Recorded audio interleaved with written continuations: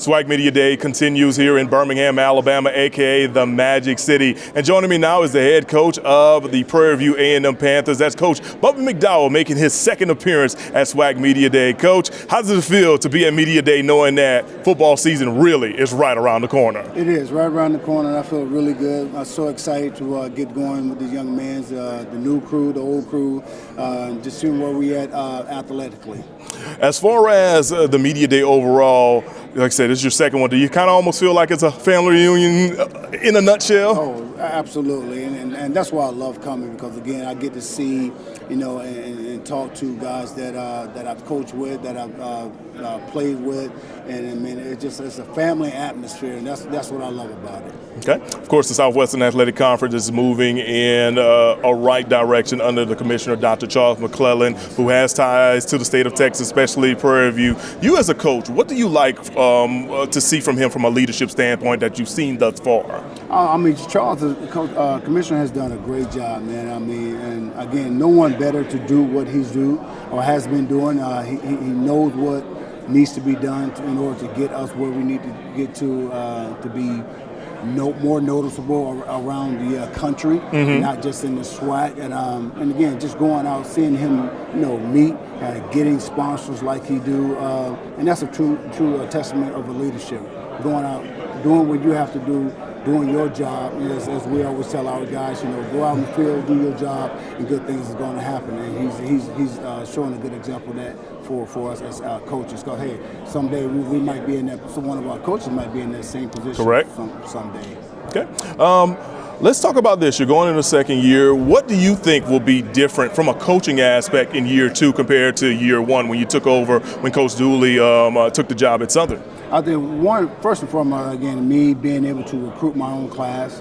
This is my first class that I've actually recruited. So that's exciting to go out, get young men to come in and help Prairie View get to where we need to get. We fell short last year, and again, as I tell guys in our exit meeting, a lot of things are going to change.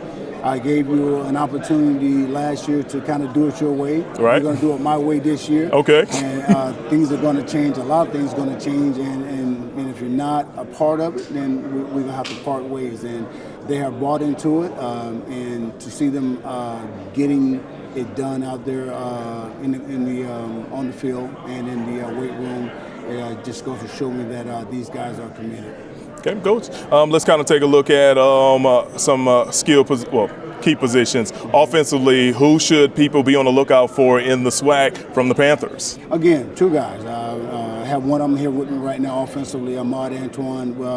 Had a great season last year. Unfortunately, we didn't have him going down the last stretch due to got hurt last two games due to concussion. And I know for a fact, not saying that the other teams are not bad, because everybody in the SWAC is good, but I know had we had him, it would gave us a better chance of winning and getting to that championship.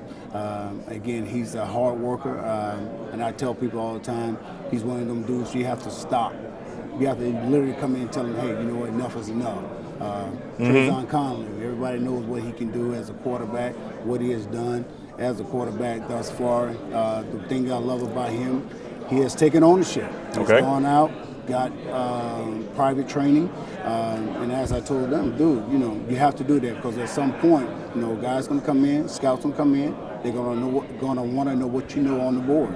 Not just the talent on the field, but how can you, when they actually get on the board, can you draw it up, explain it to them correctly, and then if you do that, the stock is going to go up. And again, that's only help him to help our team get better, so we can go out and win more games this year.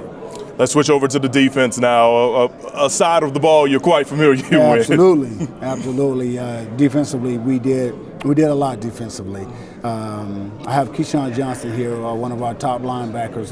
That is probably the last 2 years has been our group, the linebacker spot. We went out, revamped the secondary. We got longer. Went out, revamped that D-line. We got bigger, faster, and and I think for sure those two, having those two units get better. Correct. It's going to make our defense a whole lot better. As I told Keyshawn, you guys are the leaders of that defense. You guys got to get guys lined up. We got to make sure that everybody's on the same page, and that was one of the things that we didn't do as well last year, again, down the stretch. Everybody has to be on the same page at all times, and if not, you see what happens, with Valley coming in, and when we went to Valley and they beating us in situations where we know that we should have had, but we didn't because they were more prepared than we were. Yes, sir. A few more questions, Coach. You played on the pro level. You're one of the few guys in this building that actually has done that. You talked about the scouts. What is your message to your current student athletes about what they can do to get to that level, knowing that you've been on that level before? They know me, and I'm very transparent with them, and I think that's what they like about me. As we mentioned earlier in the conversation, things are going to change. I told them things have to change. Correct. Well, for us as a team to win this year, you guys have to get individually better. Correct. And if that doesn't happen, we won't have that chance. And as I told him, I said, dude, at the end of the year, you want scouts coming out looking at you, but at the same time, you have to make plays. Nobody wants to come and look at you if you're not making plays. True. And if you guys go out, do what you're supposed to do, make the plays, scouts going to come and look at you. And again, we had one guy last year looked at from the SWAC, and we got to have more guys. We got the talent.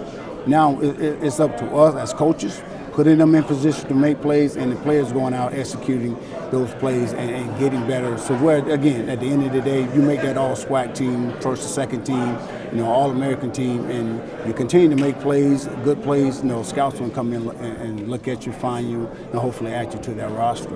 Okay, and just on a final note, Prairie View has a unique situation of facing their arch rival out the gate in the Labor Day class.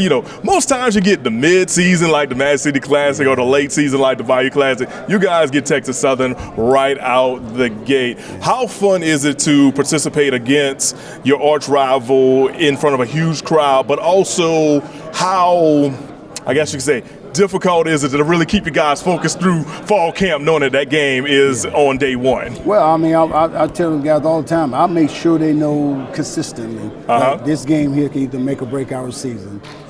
Texas Southern, no matter what the record is, again, they always seem to show up, show out later during the season. And guys, I tell them, I said, dude, we got to go out and win this game.